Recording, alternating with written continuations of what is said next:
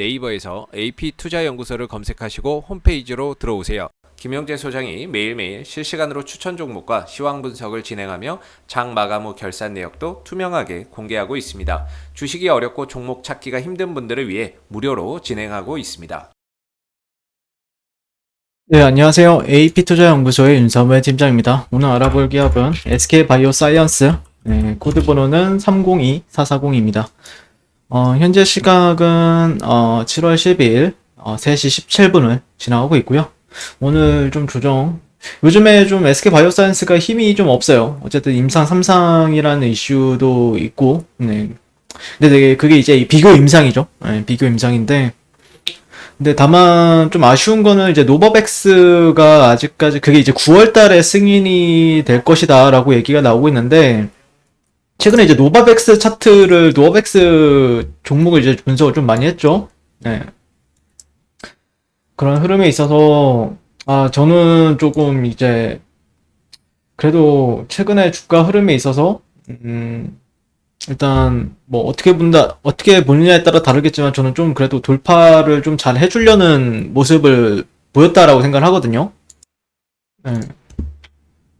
여기서 이제 돌파 시도가 나왔고, 당연히 저항받을 자리 저항받는데, 여기서 좀 횡보하다가 이런 식으로 다시 한 번 더 올라갈 수 있지 않을까, 이렇게 좀 기대를 했었는데, 한 번, 두 번, 세 번, 그리고 네 번째에서는 여기를 좀 장대 양봉으로 돌파해줬으면 어땠을까, 그런 게 좀 아쉬워요. 예.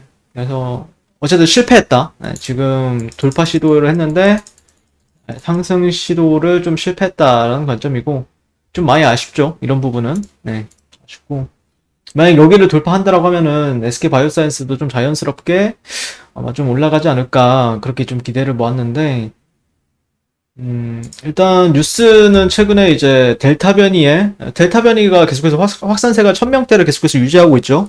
그래서 오늘 시장에서 조금 역시 이제 델타가 확실히 좀 큰 이슈다 보니까 이제 뭐 골든 퍼시픽이라든지 얘 종목 보시게 되면은 델타 변이 바이러스 억제 코로나 치료제 효과 부각, 야, 이런 게 이제 뉴스가 딱 걸리면은 이제 시장에서 핫하게 바로 상한가를 가는 모습을 보여주고 있습니다. 그래서 이제는 뉴스 특징주가 델타 변이다. 네, 델타 변이로 이제 조금 이런 게 뜨면은 좀 강하게 가는구나를 느꼈어요. 그래서 중요한 게 이제 델타 변인데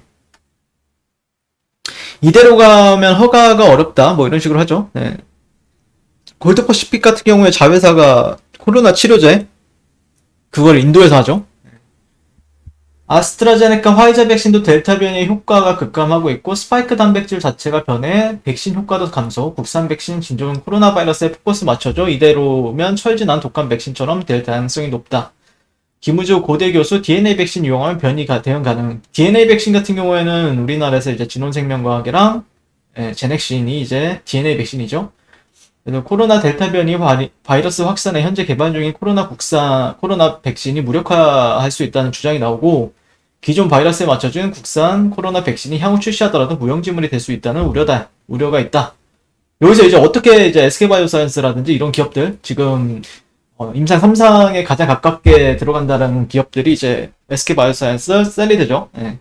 그 기업들에서 어떻게 반박을 할 건지를 좀 두고 봐야 될 것 같고요.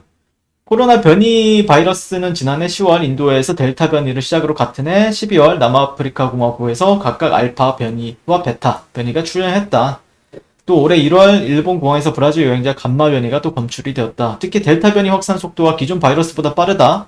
미국 내 코로나 확진자 가운데 절반이 델타 변이로 나타났고 영국에서는 확진 사례의 대부분이 델타 변이였다. 집단 면역 국가 이스라엘도 지난 8일 전체 감염자 486명 중 90%가 델타 변이었다. 네. 근데 반대로 얘기하면은 이거에 필요한 백신이 또 새롭게 나와야 될 수도 있어요. 네. 그쵸? 네. 그래서 그거에 대해서 또 아마 또 회사들 입장에서는 그것에 대해서 어떻게 보면 새로운 기회가 주어지는 부분도 있을 수 있고요. 네. 그래서 문제는 국산 코로나 백신들이 기존 바이러스에 맞춰 개발이 되고 있다는 점이고요. 네. 김우주 고려대 구로병원 감염내과 교사는 아스트라제네카 화이자 백신도 델타 변이의 효과가 떨어진다. 현재 개발 중인 국산 코로나 백신도 델타 변이의 방어 효과가 떨어질 가능성이 높다. 네, 그렇다라고 합니다. 네. 아스트라제네카 백신 1회 접종자가 33%, 2회 완전 접종자도 60%. 네. 이런 식으로 얘기를 하고 있고요. 화이자도 좀 낮아진 것 같다라고 얘기를 하고 있고요. 의료계는 국내 업체들이 메신저 리보익산 백신과 같이 변이 바이러스 신속 대응 기술을 보유하지 못하지만 해법은 있다라고 목소리 냈다라고 하고요. 김 교수는 DNA 백신은 아데노바이러스처럼 세포 배양이 필요 없이 변이 대응 백신 개발 기간 단축할 수 있다며 백신 임상 3상에 성공한 뒤 곧장 오버랩 해서 변이 대응 백신 만들면 된다. 제넥신과 진원생명과학은 DNA 기반 코로나 백신을 개발 중이다. 네, 4기 독감 백신처럼 보면 코로나 백신 개발에 도전해야 한다는 의견도 있고, 델타 변이를 계기로 국내 백신 제조사가 과감하게 다양한 변이 바이러스 한꺼번에 막아주는 유니버셜 백신 개발 시도도 해야 된다. 기술적으로는 어렵지만 성공하면 전화위복이 될 수 있다. 네, 그쵸. 자, 그리고, 비교 임상에 대해서도 얘기가 나왔어요. 기사로. 네, 정부가 국산 신종 코로나 바이러스 백신 개발의 속도를 내기 위해 비교 임상을 하기로 했으나 이는 국내 기준에 불과해 수출이 제한될 수 있다는 우려가 나온다. 또 변이 바이러스 확산에 따라 백신 물량 수급이 원활하지 않은 상황에서 임상용 백신 수급 계약도 해결해야 할 과제로 떠올랐다. 네. 비교 임상 하려면은 또 그 비교되는 그 백신을 또 구해 와야 되는데 그런 부분이 좀 지금 아마 우려감이 아니라 지금 준비의 기간이죠. 우려감이라고 보기엔 좀 예민한 것 같고 시험군에서 3,000명 이상, 대조군에서 1,000명 이상 이를 통해 효과와 안전성을 입증해야 되고 SK바이오스와 유바이오로직스는 자사가 개발 중인 백신과 동일한 플랫폼 기술이 적용된 노보백스 코로나 백신을 대조 백신으로 선택할 가능성이 높다. 노보백스는 단백질 제조와 방식의 플랫폼 기술이 적용된 백신인데 다만 두 회사가 오는 3분기 내 임상 착수를 목표로 하는 반면 노보백스 백신은 아직 상용화 이전 단계여서 일정이 변동될 가능성이 높다. 현재 노보백스 백신은 해외 임상 시험이 지연됨에 따라 허가 신청도 오는 9월로 연기된 상태고요. 네. 셀리드 같은 경우 얀센을 선택했죠. 얀센을 선택했고 그러니까 일단 되면은 좋긴 한데 저는 개인적으로는 주식 관점에서 본다라고 하면은 백신에 대한 기대감은 유효하다. 기대감은 유효하다. 근데 이거를 그 기대감이 다시 한 번 더 폭발하는 시기가 한 번 정도는 올 수 있다는 관점인데 그 시기를 잘 봐야 되겠죠. 어떤 흐름이 나오는지. 근데 문제는 그 기대감이 이제 만약에 비교 임상에서 만약에 우리나라 정부랑 WHO랑 이것에 대해서 확실하게 뭔가 좀 짚고 넘어가지 않는다라고 하면은 쉽게 부러질 수 있는, 쉽게 무너질 수 있는 모래성 같은 존재가 될 수 있죠. 그래서 아마 우리나라 정부도 그렇고, 회사도 그렇고, 고민이 많을 거라 생각합니다. 고민이 상당히 많을 수 있다라는 관점이고, 그런 관점에서 조금 어떤 흐름이 나오는지를 좀 지켜볼 필요는 있겠죠. 네. 이게 뭐 작전주처럼 가는 느낌도 아니고요. SK바이오사이언스 같은 작전주도 아니고. 그래서 좀 더 지켜봐야 된다는 관점이고. 일단은 고가는 높이긴 했는데 단기적으로는 그냥 박스의 흐름을 만들어 가려고 하는 움직임이죠. 근데 어쨌든 조금 올라갈 자리에서 좀 못 올라간 느낌이 있어요. 그리고 노바백스 영향도 어느 정도 있는 것 같고요. 제 기준에서는요. 노바백스는 다시 한 번 더 재돌파가 나와야 되는 시점이라고 생각하고요. 그렇죠? 내릴 자리에서도 못 내렸지만 제가 보는 관점에서 내릴 자리에서도 못 내렸지만 올라갈 자리에서도 올라갔어요. 그래서 그냥 횡보 구간이다라고 말씀드리는 게 좀 편하지 않나 생각하고 있고 노어백스가 좀 약간 여기서 다시 한 번 더 재돌파 나오고 확실하게 지지받으면은 좀 SK 바이오사이언스한테는 좀 긍정적인 시그널이 될 수 있겠죠. 역회된 숄더를 본다라는 사람들이 나타나거나 그러면은 상당히 긍정적인 흐름이 발생될 텐데 아직까지는 그런 사이클이 만들어지기 위해서는 시간적인 요소가 조금 필요한 부분이 있다라고 생각합니다. 연기금에서는 계속해서 사모으고 있고 기관 쪽에서도 일단 조금 더 두고 봐야 될 것 같습니다.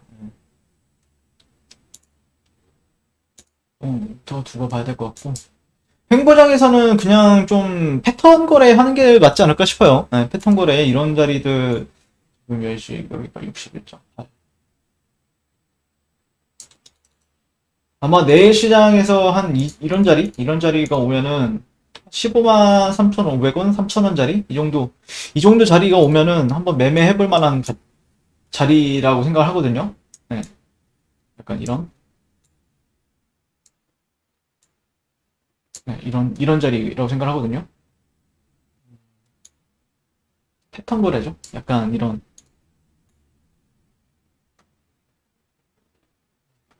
그러니까 반등을 이제 낙주는 아니고요. 낙주라기보다는 그냥 어떤 패턴 거래? 패턴 거래에 있어서 한 15.3에서 15.3 정도 이제 보면 좋지 않을까 싶습니다. 이제 어쨌든 어떤 걸 기반해서 보게 되냐면은 어쨌든 저가와 고가는 높아진다라는 가정 아래에 보는 게 맞지 않을까. 네. 그럼 나중에 어느 순간이 되면은 이런 식으로 이제 뭐 나는 어떤 사람은 수렴을 보기도 하거든요. 그냥 단순하게 어떤 사람들은 거기가 지지받게 되면은 약간 이런 식으로 해서 약간 여기가 지지받네? 그러면은 나중에 가면은 여기가 수렴이 되는 거 아닌가? 네. 수렴 하단 구간이 되는 건가? 약간 이런 식으로 기대감을 가지면서 지켜보는 사람들도 생기거든요. 약간 이런 식으로. 이런 식으로.